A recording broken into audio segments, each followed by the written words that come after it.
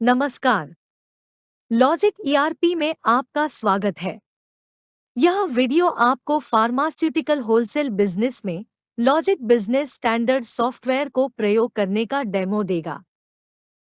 सबसे पहले आइए कस्टमर और सप्लायर का नया अकाउंट बनाने की प्रक्रिया को देखें। नाम दर्ज करें और अकाउंट टाइप को कस्टमर या सप्लायर के रूप में डिफाइन करें। कॉन्टैक्ट डिटेल और पता दर्ज करने के लिए अदर डिटेल्स पर क्लिक करें।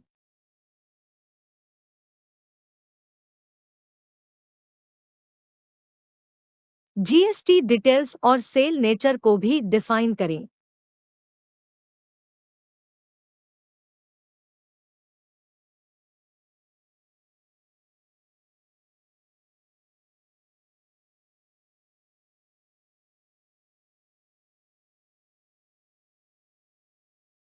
अदर डिटेल्स में ड्रग लाइसेंस नंबर भी दर्ज किया जा सकता है।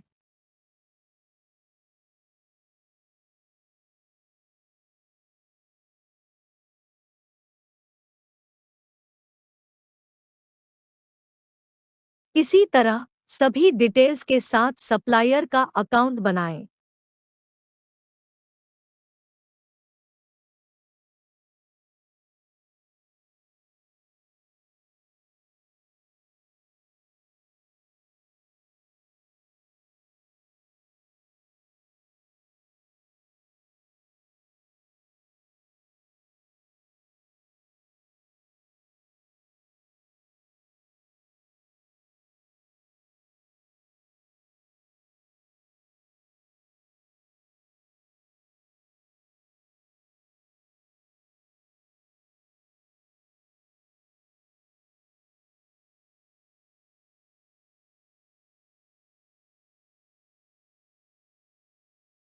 सेटअप अकाउंट ग्रुप्स ऑप्शन आपको कस्टमर्स और सप्लायर्स को अलग-अलग कैटेगरी में अरेंज करने में मदद करता है। सबसे अधिक इस्तेमाल किया जाने वाला ग्रुप क्राइटेरिया एरिया है।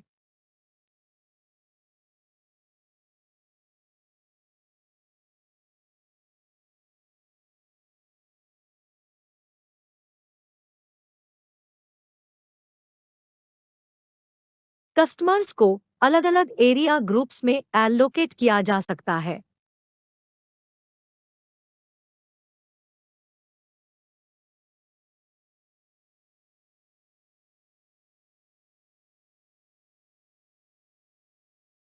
आप अलग-अलग सेल्समैन या एजेंटों को भी कस्टमर एलोकेट कर सकते हैं। जितने जरूरत हो उतने एजेंट बनाएं।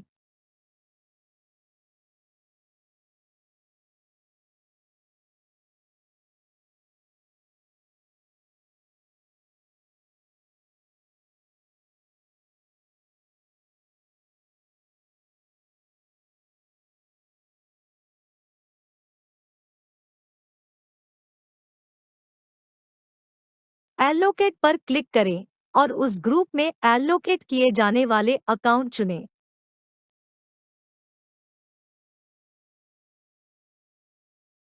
एलोकेट किए गए अकाउंट देखने के लिए ग्रुप को एक्सपेंड करें।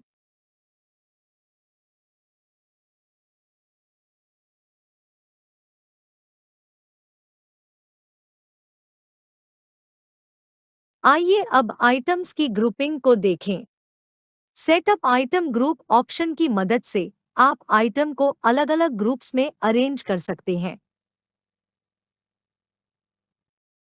कंपनियों के डिवीजनों को आइटम्स की ग्रुपिंग के लिए एक क्राइटेरिया के रूप में इस्तेमाल किया जा सकता है।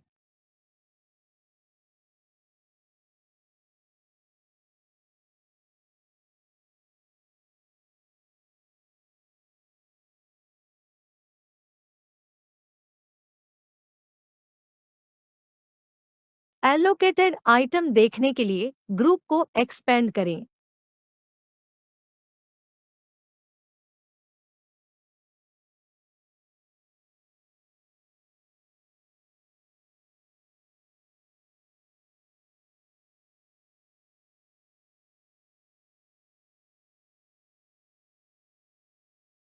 आप इस तरह की 30 ग्रुप कैटेगरी बना सकते हैं।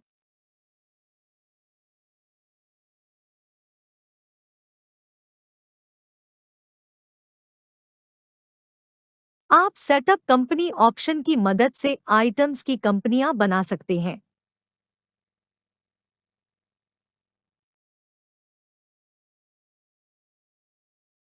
स्क्रीन के अंत तक स्क्रॉल करें और नई कंपनी का नाम और शॉर्ट नाम लिखें।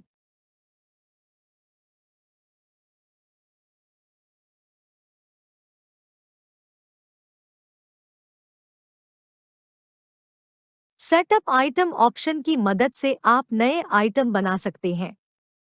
आइटम का नाम लिखें और उसकी कंपनी चुनें।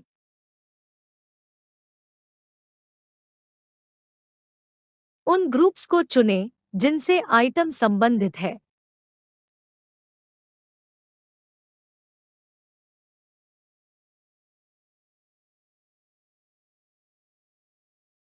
लिस्ट से आइटम का पैक साइज चुनें।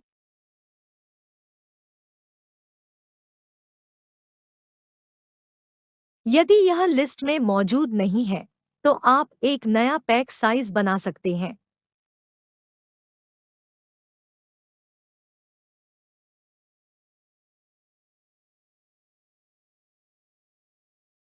आप जितने चाहें उतने पैक साइज बना सकते हैं।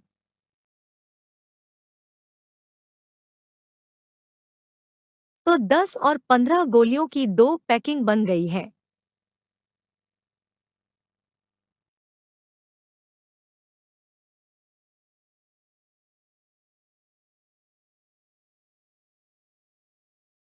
आइए हम परचेस वाउचर दर्ज करने की प्रक्रिया को देखें। जैसे ही आप सप्लायर का नाम दर्ज करते हैं, विजेट्स के रूप में एक लेजर दिखाई देगा।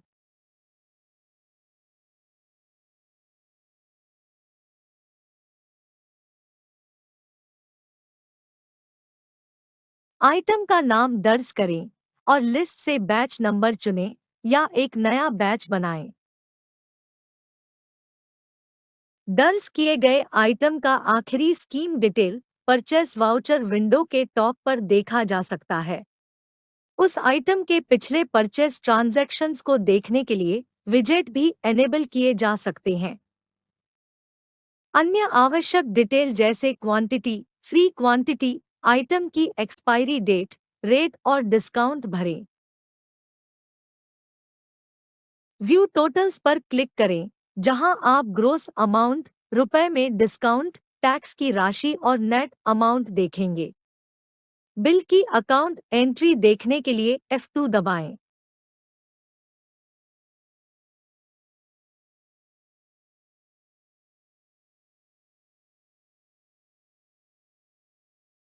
चलिए एक और परचेस बिल बनाते हैं।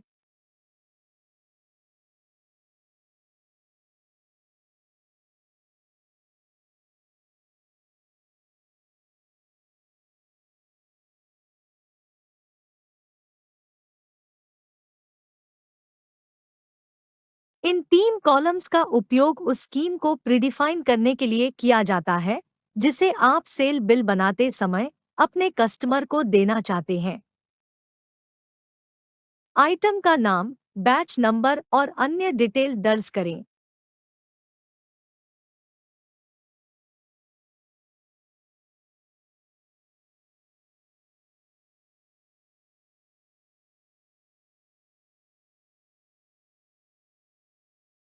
सेल स्कीम की क्वांटिटी और फ्री स्कीम यूनिट्स को डिफाइन करें।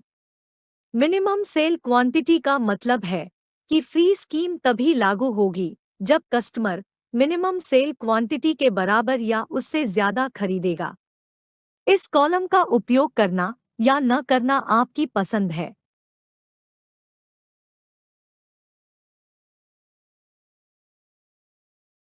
अब हम सेल बिल बनाएंगे। सेल बिल बनाने से पहले मैं आपको बता दूं कि हमने वह बिलिंग डिस्प्ले स्क्रीन का उपयोग किया है जो रिटेलर्स के लिए उचित है, क्योंकि हम इस वीडियो को आपके लिए आसान और अधिक इन्फॉर्मेटिव बनाना चाहते हैं। हालांकि इसे ग्लोबल सेटिंग्स में बदला जा सकता है।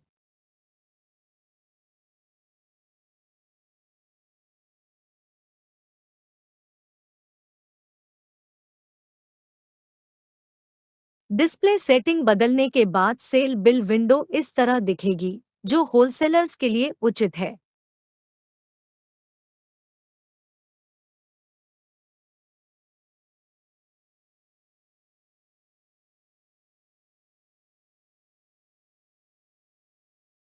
आइटम दर्ज करें और बैच नंबर चुनें।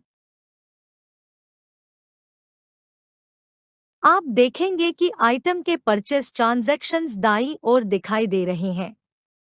इसी तरह पिछले सेल ट्रांजैक्शंस को भी विजेट्स में एनेबल किया जा सकता है।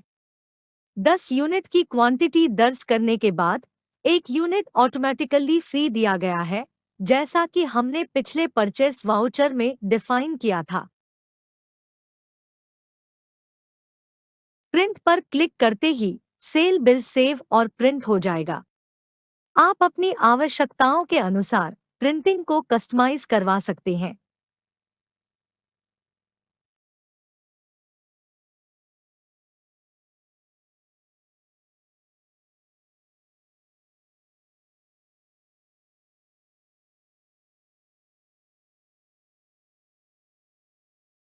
अगर आप परचेस बिल में स्कीम को प्रीडिफाइन नहीं करना चाहते हैं, तो सेल बिल में ही स्कीम देने का एक और तरीका देखें।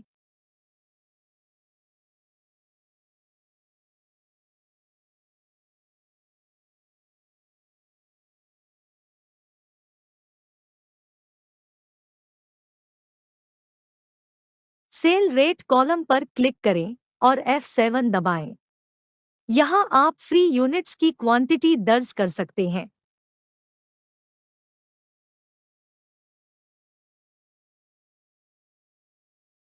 जैसे जैसे हम और फ्री यूनिट्स दर्ज करते हैं, रेट पर यूनिट घटता जा रहा है।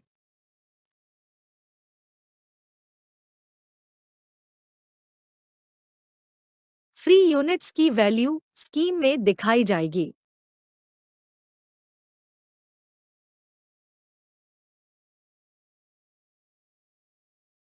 आप बैच विंडो में एक्सपायर होने वाले स्टॉक को हाईलाइट भी कर सकते हैं। जब आप बैच विंडो में हो, तो F9 दबाएं और अपने हिसाब से टाइम पीरियड बदलें। उस टाइम पीरियड में एक्सपायर होने वाला बैच लाल रंग में दिखाया जाएगा।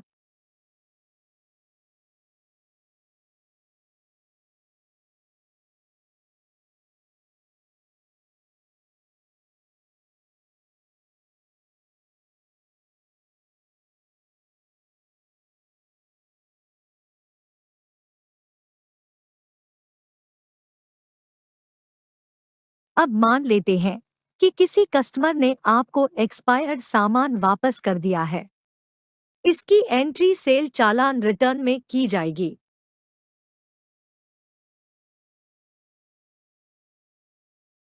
आइटम दर्ज करें और सेल रिटर्न टाइप चुनें। जब आप एक्सपायर्ड चुनते हैं, तो सभी एक्सपायर्ड बैच दिखाई देंगे। उचित बैच चुनें और क्वांटिटी दर्ज करें।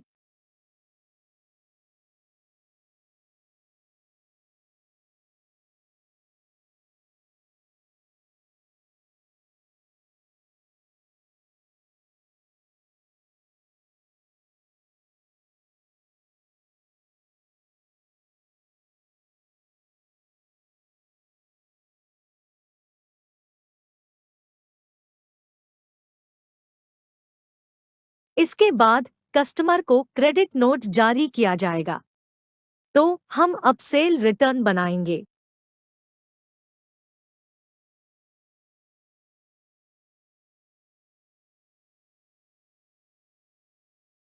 कस्टमर का नाम दर्ज करने के बाद रिट्रीव चालान पर क्लिक करें। कस्टमर के सभी पेंडिंग चालान दिखाई देंगे। वह चालान चुनें जिसे आप रिट्रीव करना चाहते हैं।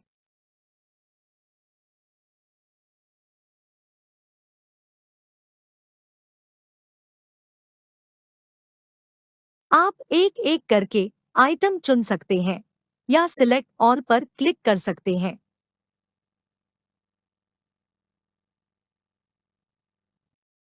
सिलेक्टेड आइटम्स का एक क्रेडिट नोट बन गया है।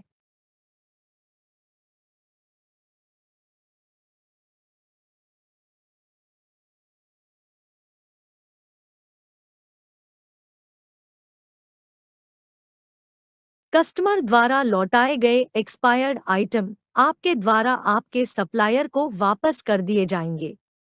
इसके लिए हम परचेस रिटर्न चालान बनाएंगे। सप्लायर का नाम दर्ज करें। इसके बाद रिट्रीव पर क्लिक करें।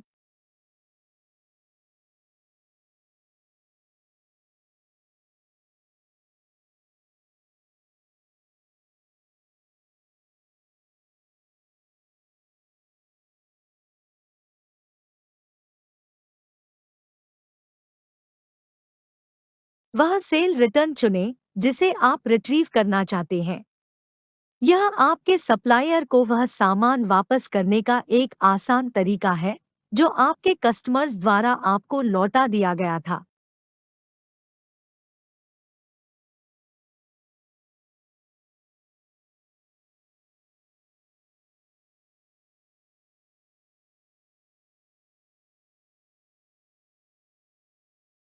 अब मान लीजिए कि किसी कस्टमर ने आपको चेक के द्वारा पेमेंट किया है।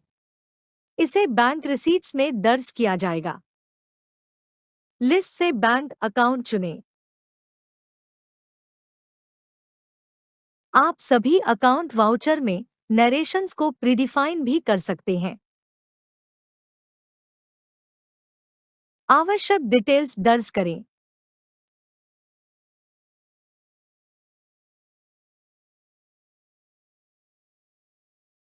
पेमेंट या रसीद दर्ज करते समय पेंडिंग बिल डिस्प्ले होते हैं। उन बिलों पर क्लिक करें जिनके लिए पेमेंट एडजस्ट किया जाना है।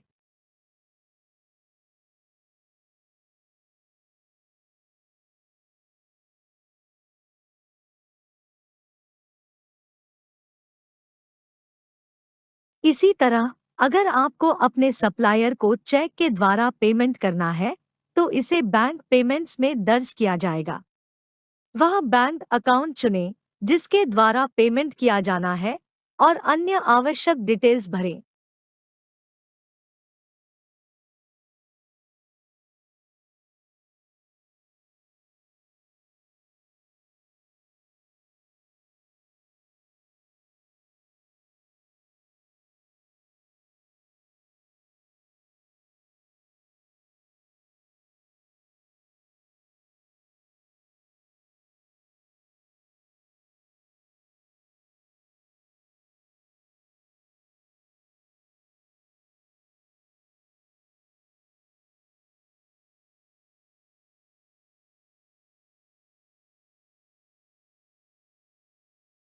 आइए देखें कि हम लॉजिक ईआरपी में रिपोर्ट कैसे बना सकते हैं। फार्मास्यूटिकल बिजनेस में एक्सपायरी डेट के अनुसार स्टॉक बनाए रखना सबसे महत्वपूर्ण कार्यों में से एक है। लॉजिक ईआरपी आपको इस रिपोर्ट में एक्सपायर हो चुके या एक्सपायर होने वाले स्टॉक को चेक करने में मदद करता है। वह टाइम पीरियड डालें जिसके अंदर आप एक्सपायर हो चुके स्टॉक को देखना चाहते हैं और क्रिएट पर क्लिक करें। एक्सपायरी रिपोर्ट बन गई है।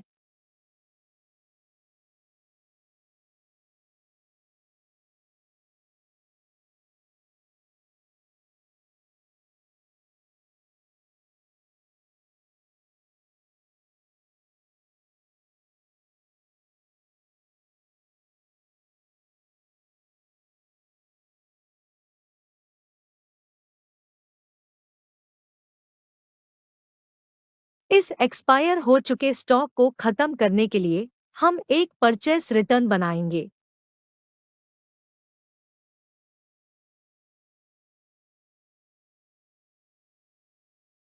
सप्लायर का नाम डालें और रिट्रीव पर क्लिक करें। ड्रॉप डाउन लिस्ट से एक्सपायरी चुनें।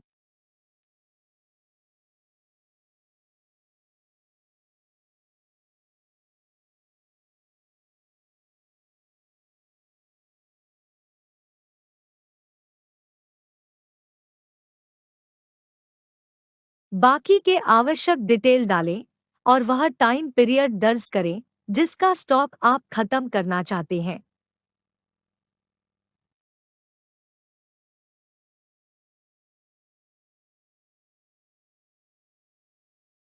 डाले गए टाइम पीरियड तक सभी स्टॉक रिट्रीव कर लिया जाएगा।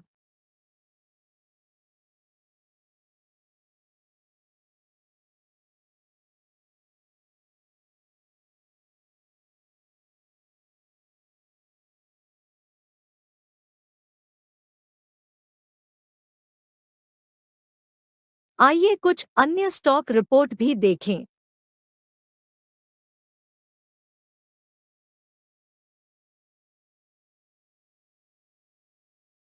हर रिपोर्ट के दाईं ओर फिल्टर दिए गए हैं। वह कंपनी चुनें जिसकी आप रिपोर्ट देखना चाहते हैं।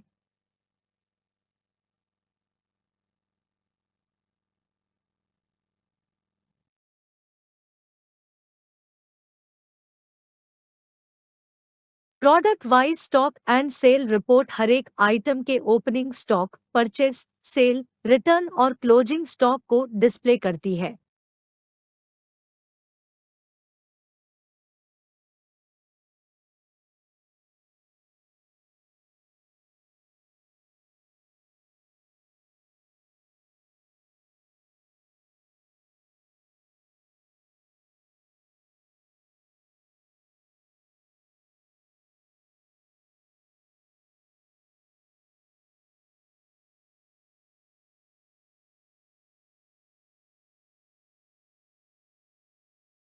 आप इस रिपोर्ट से बैच वाइज क्लोजिंग स्टॉक की जांच कर सकते हैं।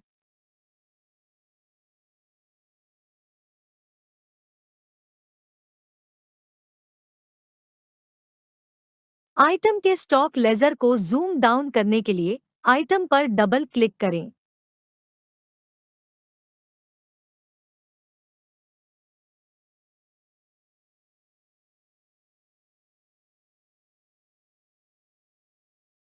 माइक्रोसॉफ्ट एक्सेल में रिपोर्ट कॉपी करने के लिए एक्सेल बटन पर क्लिक करें। यह बटन हर रिपोर्ट में पाया जा सकता है।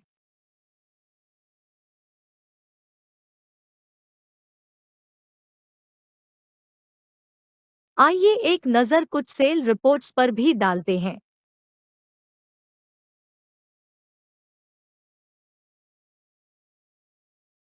Cell register summary report sale बिलों को एक संक्षिप्त रूप में डिस्प्ले करती है। बिल को खोलने के लिए बिल नंबर पर डबल क्लिक करें। आप वाउचर को मॉडिफाई करके इसे सेव कर सकते हैं। यह ऑप्शन और भी कई रिपोर्ट्स में उपलब्ध है।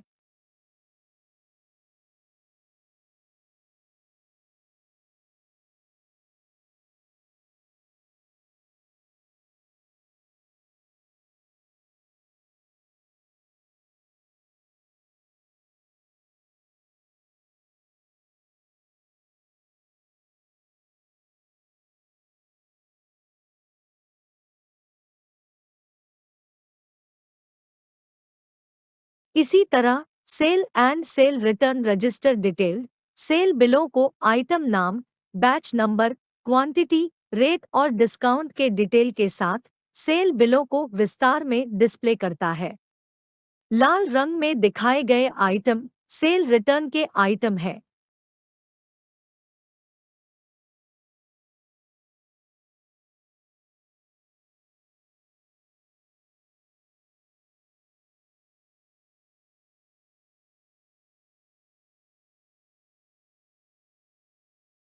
Company and item wise sale report अलग-अलग कंपनियों के अनुसार सेल को दर्शाती है। रिपोर्ट को आपकी आवश्यकताओं के अनुसार कंसोलिडेट किया जा सकता है।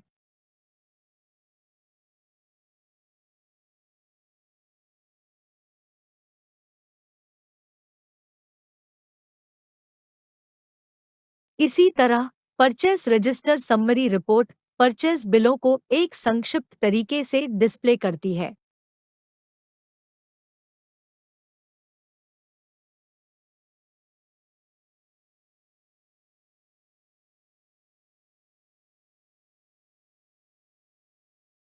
Purchase and purchase return register detail, item नाम, बैच नंबर, क्वांटिटी, रेट और डिस्काउंट के डिटेल के साथ परचेस बिलों को विस्तार में डिस्प्ले करता है। लाल रंग में दिखाए गए आइटम परचेस रिटर्न के आइटम हैं। आइए कुछ फाइनेंशियल रिपोर्ट्स भी देखें। लेजर एक बिजनेस में सबसे महत्वपूर्ण रिपोर्टों में से एक है। वह खाता चुनें जिसका आप लेजर बनाना चाहते हैं।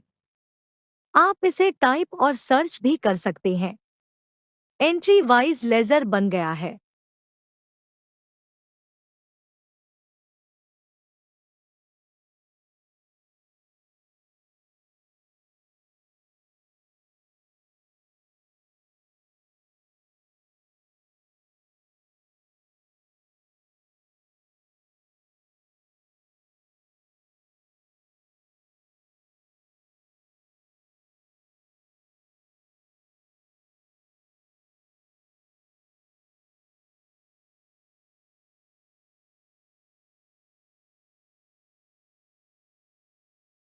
ड्यूस एजेंट एनालिसिस रिपोर्ट का उपयोग करंट ड्यूस की जांच के लिए किया जाता है।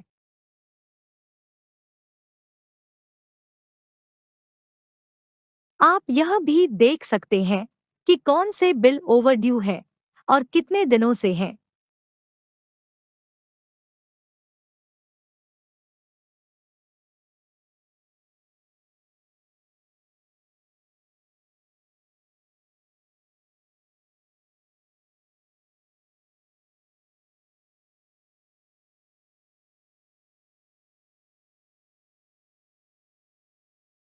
आप लॉजिक ईआरपी से जीएसटी रिटर्न भी फाइल कर सकते हैं।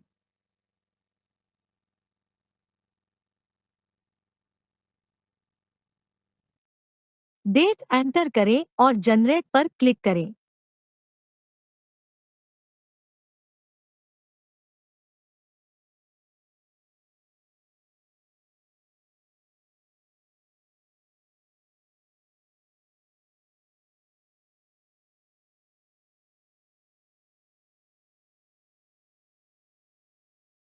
जीएसटी रिटर्न को या तो ऑटोमेटिकली या मैन्युअल रूप से जेसन फाइल बना के जमा किया जा सकता है। बस उस जीएसटीआर को चुनें जिसे आप जनरेट करना चाहते हैं और जनरेट पर क्लिक करें।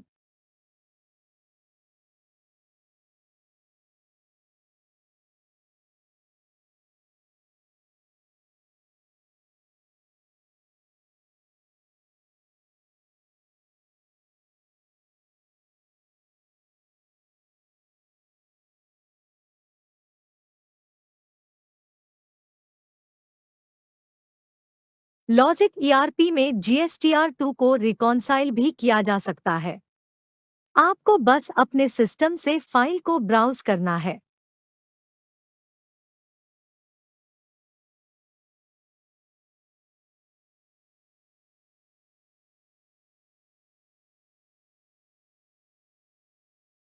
जीएसटीआर2 ए डेटा ऑनलाइन भी प्राप्त किया जा सकता है।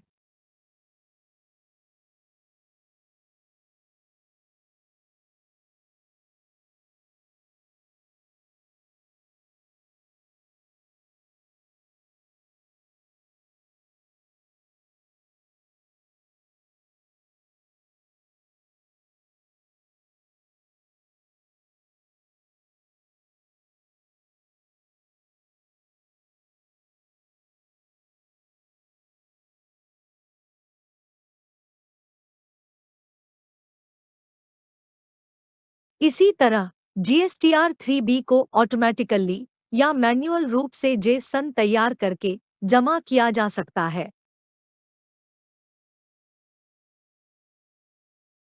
इनके अलावा अन्य जीएसटीआर फॉर्म भी उपलब्ध हैं।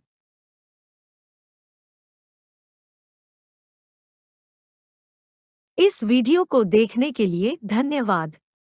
अधिक सॉफ्टवेयर संबंधी अपडेट के लिए कृपया चैनल को सब्सक्राइब करें और नोटिफिकेशन बेल आइकन दबाएं।